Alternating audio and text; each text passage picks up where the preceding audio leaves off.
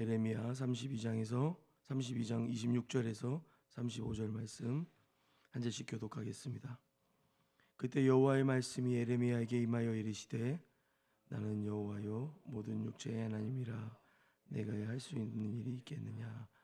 그러므로 여호와께서 이와 같이 말씀하시니라. 보라, 내가 이 성을 갈대아인의 손과 바벨론의 느부갓네살 왕의 손에 넘길 것인즉 그가 차지할 것이라. 이 성을 치는 갈대인이 모아서 이 성읍에 불을 놓아 성과 집 곧 지붕에서 바알에게 분향하며 다른 신들에게 전제를 드려 나를 경노하게 한 집들을 사르리니 이는 이스라엘 자손과 유다 자손이 예로부터 내 눈앞에 악을 행하였을 뿐 아니라 이스라엘 자손은 그의 손으로 만든 것을 가지고 나를 경노하게 한 것뿐이니라. 여호와의 말씀이니라. 이 성이 건설된 날로부터 끝까지 나의 노용과 분을 일으킴으로 내가 그 앞에서 그것을 옮기러 하노니 이는 이스라엘 자손과 유다 자손이 모든 악을 행하여 내 노여움을 일으켰음이라. 그들과 그들의 왕들과 그의 고관들과 그의 제사장들과 그의 선지자들과 유다 사람들과 예루살렘 주민들이 다 그러하였느니라. 그들이 등을 내게로 돌리고 얼굴을 내게로 향하지 아니하며 내가 그들을 가르치되 끊임없이 가르쳤는데도 그들이 교훈을 듣지 아니하며 받지 아니하고 내 이름으로 일컫는 집에 자기들의 가증한 물건들을 세워서 그 집을 더럽게 하며 함께 읽겠습니다. 인돔의 아들의 골짜기에 바알의 산당을 건축하였으며 자기들의 아들들과 딸들을 몰래 앞으로 지나가게 하였느니라. 그들이 이런 가증한 일을 행하여 유다로 범죄하게 한 것은 내가 명령한 것도 아니요 내 마음에 둔 것도 아니니라. 아멘. 저는 잘 모르지만 그래도 들어서 알고 있는 요즘 부동산 투자 상식과는 전혀 다른 명령을 예레미야가 받았습니다. 그래서 예레미야도 갸우뚱하면서 이 망할 이 땅을 왜 사라고 하시는 걸까 궁금해합니다. 그래서 앞선 본문에서는 현재 이스라엘의 이 위태로운 상황에 대한 진술과 더불어서 하나님이 이 밭을 사라고 하시는 것이 도대체 무슨 의미인가, 이렇게 기도로 표현된 예레미야의 질문들이 나옵니다. 그리고 그 첫 번째 응답이 오늘 본문의 내용입니다. 하나님의 응답은 예레미야가 이 기도를 시작했던 표현을 그대로 반복하는 것으로 시작합니다. 나는 여호와고 모든 육체의 하나님이다. 내가 할 수 없는 일이 있겠느냐 라고 말이죠. 27절 이하에 제시되어 있는 하나님의 응답은 이제 크게 두 부분 나뉘는데, 저희는 첫 번째, 갈대아인들이 와서 예루살렘을 함락시킬 것이다. 이것은 이스라엘과 유다 자손이 하나님을 떠나고 성전을 더럽히며 바알에게 분향했기 때문이다. 하나님 끊임없이 이 백성에게 말씀하셨지만 백성들은 듣지 않았고 하나님 주신 땅을 우상과 가증한 것들로 더럽혔습니다. 그래서 하나님은 이 백성을 그 땅에서 멀리 옮겨버리시겠다고 이야기하시는 것이 오늘 본문의 요약이겠습니다.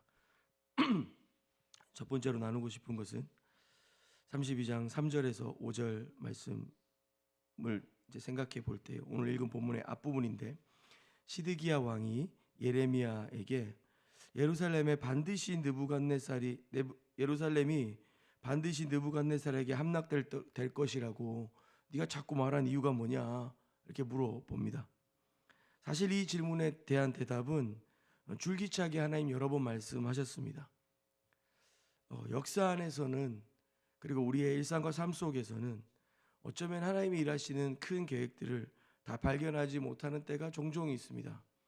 그런데 더 큰 문제는 우리의 일상 안에 가득 차 있는 우리의 문제점들을 우리 자신들조차도 발견하지 못하는 모습들이 너무 많다고 하는 것이죠. 28절에 보면 그러므로 여호와께서 이와 같이 말씀하시니라.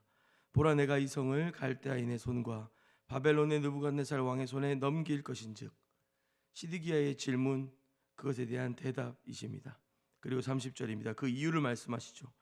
이스라엘 자손과 유다 자손이 예로부터 내 눈앞에 악을 행하였을 뿐이라.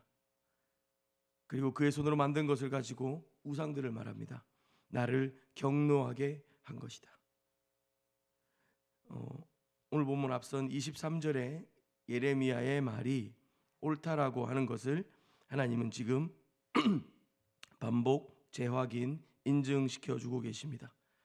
그리고 나아가 여호와께서 진단하시는 이스라엘의 상황은 훨씬 더 엄혹합니다. 31절인데요. 이 성이 건설된 날부터 오늘까지 모든 역사 내내 나의 노여움과 분을 일으켰다. 32절. 이는 이스라엘 자손과 유다 자손이 모든 악을 행하여 내 노여움을 일으켰다.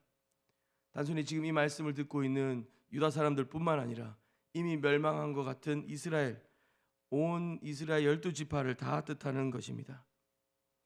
너희가 모두 악을 행하였다. 그리고 32절 하반절에 보면 그들과 그들의 왕들과 그들의 고관들과 그의 제사장들과 그의 선지자들과 유다 사람들과 예루살렘 주민들이 다 그러하였다. 이스라엘의 모든 역사와 사회 모든 계층, 그 모든 것, 말 그대로 모든 것들이 여호와의 노여움과 분노를 일으키고 있었다는 것입니다. 오늘날 우리가 이 본문을 읽다 보면 이 사람들의 행태와 하나님의 진단들을 볼 때 당연히 심판받아 마땅한 사람들이야 라고 생각됩니다. 나아가 아직도 심판하지 않으시고 오래 참으시는 그 역사 내내 이 모든 악행들을 견디시며 이 사람들을 견뎌내시는 하나님의 너그러움을 칭찬해야 될 지경이죠. 좀 넘어가 보면요, 다시 27절 말씀을 좀 생각해 보겠는데요. 나는 여호와여 모든 육체의 하나님이라 내게 할 수 없는 일이 있겠느냐. 사실상 그리스도인 누구도 하나님의 이 전능하심에 대해서 직접적으로 무시하는 사람은 없을 것입니다. 그러나 그런 고백을 가진 사람이라 할지라도 자주 에이 설마, 에이 그러실 수 없을 거야 라고 은연중에 마음 먹곤 합니다. 32장 17절에 예레미야 기도가 시작되면서 예레미야는 이렇게 고백합니다. 주에게는 할 수 없는 일이 없으시나이다. 그에 대해 여호와께서 그래, 네 말이 맞다. 나는 여호와다. 모든 육체의 하나님이다. 내가 할 수 없는 일이 있겠느냐? 반문하시는 겁니다. 사실 예레미야에게 물으셨다기보다 이 말씀은 저와 여러분에게 던지시는 질문과 같습니다.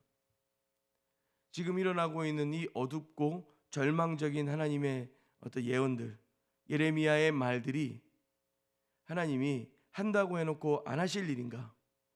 혹은 하시겠다 하셨지만 정말 그렇게까지 하시겠는가? 그보다 우리는 더 자주 지금 어려운 일이 있지만 나중엔 좀 나을 거야, 이런 정도의 생각에 하나님의 전능하심, 모든 육체의 하나님의 일하심들을 제대로 경험하거나 바라보지 못할 때가 많이 있습니다. 그리고 그 하시겠다고 하는 일이 느부갓네살에게 이 성을 넘길 것이다. 그리고 그 갈대아인 느부갓네살 왕이 와서 이 성읍을 불태울 것이고 다 불사를 것이다. 나의 노여움과 분을 일으켰던 너희들을 내가 옮겨갈 것이다. 사실 이런 말씀이니 우리에게도 거리끼는 것은 마찬가지일 것입니다. 우리는 기도 중에 하나님을 더욱 의지하게 되고 하나님께 우리의 상황을 맡겨드립니다. 기도하지 않고 움켜쥐고 있는 사람들은 경험할 수 있는 하나님의 위로와 사랑을 경험하게 됩니다.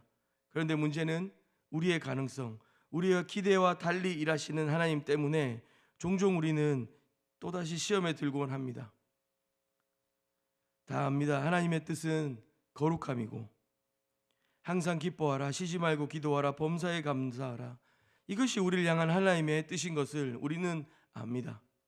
그러나 우리는 우리의 선택과 우리의 필요에 의해 하나님의 그 뜻이라는 것이 내게 도움이 되었으면 합니다. 그러나 여러분, 하나님은 우리의 가능성을 넘어 일하시는 분이십니다. 다 알 수 없고 이해하기 어려운 상황입니다.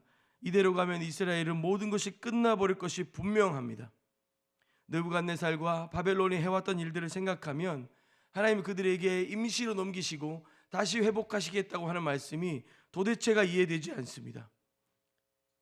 주님이 계속 자신의 일들을 진행해 가시겠다고 말씀하시지만 이 사건 끝에 이들의 운명은 끝나버릴 것 같습니다. 정통이라고 하는 책을 쓴 G.K. 체스터튼은 이런 말을 했습니다. 기도는 우리의 영적인 고도를 높이는 일이다. 기도를 통해서 우리는 낮은 곳을 비행하며 근시안적으로 사는 것이 아니라 하나님의 전능과 섭리와 일하심을 바라보며 끝내 이루실, 도달하게 하실 그 하나님을 믿음으로 먼저 경험할 수 있다고 하는 것입니다. 그러나 그 과정이 정말 끝인 것처럼 보일 때가 너무 많습니다. 오늘 예레미야에게 응답하시는 하나님이 그렇습니다. 하나님은 그렇게 안 하실 수도 있고 하실 수도 있습니다. 그러나 모든 육체의 하나님이 여호와께서 내가 할 수 없는 일이 있겠느냐라고 반문하실 때 사실상 그 일들을 이루시겠다고 하는 것입니다. 우리가 어느 날 갑자기 어려움을 당하면 그래도 괜찮습니다. 왜냐하면 우리가 뭘 대비를 못해서 그런지 좀 잘 추스려보고 이렇게도 해보고 저렇게도 해보고 자구책을 마련해 볼 계획이라도 세워볼 것입니다. 충격은 크지만 다시 일어나 볼 힘을 가져봅니다. 그리고 이 문제를 해결하면 이것을 넘어서면 괜찮아질 것이라고 문제 요인들을 찾고 가능성들을 타진해 보면서 말이죠. 그런데 이스라엘처럼 이 역사 내내 반복된 악행과 하나님을 떠난 이 모든 사람들의 문제라면 좀 상황은 다를 것입니다. 그리고 하나님은 수없이 선지자들을 보내시며 반복된 경고를 주셨습니다. 그리고 그 끝에 에이 설마 하던 일이 일어났습니다. 해볼 도리가 없는 것이죠. 말 그대로 스스로 계산해 볼 수 있는 가능성이라는 것도 없습니다. 머리부터 발끝까지 엉망일 것이고요.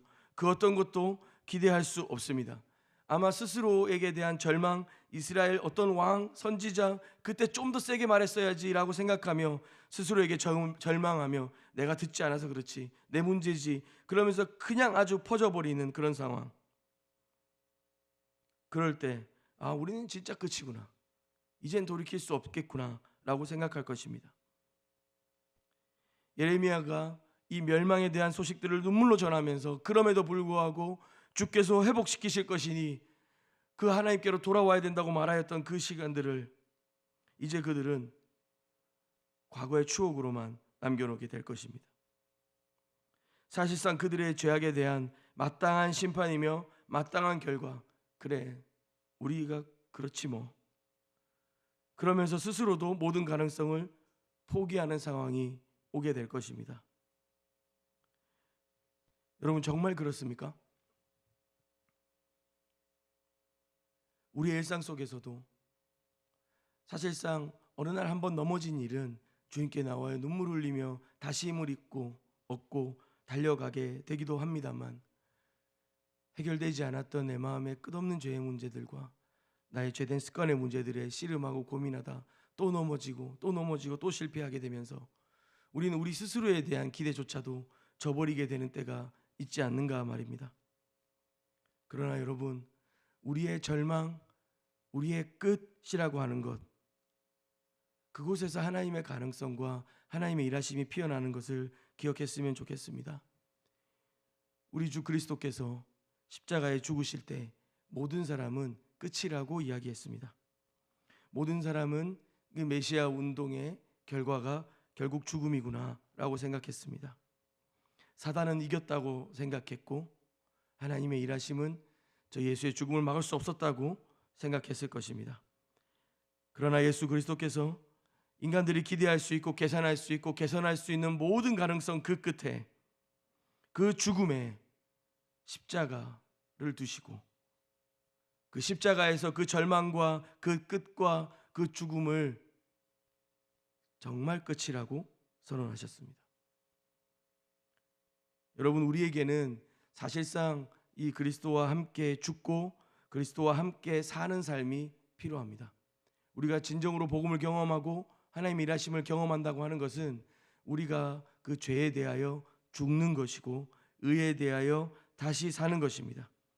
복음을 아는 것은 우리를 조금 개선하거나 조금 나은 사람이 되거나 윤리적으로 도덕적으로 성장한 사람으로 만드는 것이 아닙니다. 새 피조물, 아주 새로운 존재, 아예 새로운 존재로 빚으시는 것입니다.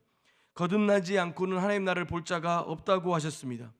죄에 대하여 죽고 의에 대하여 다시 사는 것, 그리스도와 함께 십자가에서 죽고 부활하심으로 다시 일으켜지는 것, 여러분 정말 끝인 것 같고 정말 마지막인 것 같은 그때가 그리스도와 함께 일어나 새로운 삶을 시작할 수 있는 기회가 될 수 있습니다. 오늘 본문에 예레미야의 기도에 응답하시는 하나님은 모든 육체의 하나님인 내가 반드시 그 일을 이룰 것이라고 말씀하시며 이미 수없이 예레미야의 내내 말씀하셨던 그들의 멸망을 다시 한번 상기시키십니다. 오늘 읽은 본문 마지막 부분에 보면 유다로 범죄하게 한 것은 내가 명령한 것도 아니요 내 마음에 든 것도 아니라 이들은 몰래 앞에 자기 자녀들이 지나가게 하고 가증한 우상들을 세우고 하나님과 우상을 더불어 섬겼던 자들이었습니다. 하나님의 계획은 거기에 있지 않았습니다. 그러나 하나님은 이들의 모든 절망과 해결할 수 없는 죄의 끝을 하나님은 이들을 걷어내시고 다시 그 약속을 새롭게 하심으로 시작하시려고 하시는 것입니다. 다 끝인 것 같으십니까? 정말 오늘이 마지막인 것 같으십니까? 복음을 붙드십시오. 우리 모두에게 그 끝은 정말 끝이 아니라 하나님이 반드시 우리로 통과하게 하셔야 되는 죄에 대한 우리의 절망에 대한 죽음이고 또 주님이 다시 살게 하시며 그 은혜 가운데 우리를 인도하실 것을 믿음으로 바라보십시오. 그렇게 그리스도 예수와 함께 동행하시는 하루의 삶이 되셨으면 좋겠습니다. 함께 기도하겠습니다. 하나님, 우리 역사 한가운데서 우리의 일상 한가운데서 우리 주님의 일하심을 미처 발견하지 못하고 우리는 또 그렇게 우리의 죄를 반복적으로 또 우리의 삶을 반복적으로 그렇게 하나님을 떠나 살아감에도 불구하고 그것이 원래 그런 것인 것처럼 살아가고 있습니다. 주의 말씀을 보고 예배를 드리지만 주님의 뜻과 그 마음이 무엇인지 미처 발견하지 못한 채로 살아가곤 합니다. 주님이 이 죄를 미워하시고 주님 반드시 우리 안에 있는 이 사망과 이 죄의 권세들과 이 악함들을 제거하시며 다시 주께서 우리에게 주시기를 원하시는 하나님의 성품과 사랑과 성령의 충만하심이 우리에게 주어질 것임을 기대하게 하여 주십시오. 하나님, 우리가 우리의 삶을 절망하고 하나님의 뜻이란 것이 또 이 구원이라는 것이 얼마나 참 버겁고 힘든가 고민되고 또 마음이 낙담될 때에도 그 죽음이야말로 우리를 다시 살게 하는 생명임을 기억하고 우리의 끝에서 다시 하나님과 그 믿음으로 주님과 눈 맞추는 우리가 될 수 있도록 인도하여 주시옵소서. 감사합니다. 예수님의 이름으로 기도합니다. 아멘. 우리 두 가지 기도할 텐데요. 먼저 하나는 우리의 삶을 좀 돌이켜 하나님 은혜 앞에 좀 비추어내고 우리의 일상 가운데 좀 살아가면서 우리가 미처 고백하지 못한 우리의 죄악들을 주님 앞에 좀 고백하고 우리의 삶의 문제들을 주님 앞에 올려드리는 기도로 나아갔으면 좋겠습니다. 또한 이어서 기도하실 때에 정말 끝인 것 같고 내 어떤 가능성과 계산으로도 해결되지 않는 것 같은 우리의 삶의 모습들, 우리의 상황들을 두고 그러나 하나님께서 반드시 회복시키실 것이며 반드시 은혜로 다시 살게 하실 것을 바라보시면서 함께 은혜를 구하며 기도했으면 좋겠습니다. 두 가지 기도하신 후에 우리 주님께 더 깊이 개인의 기도로 나아가도록 하겠습니다.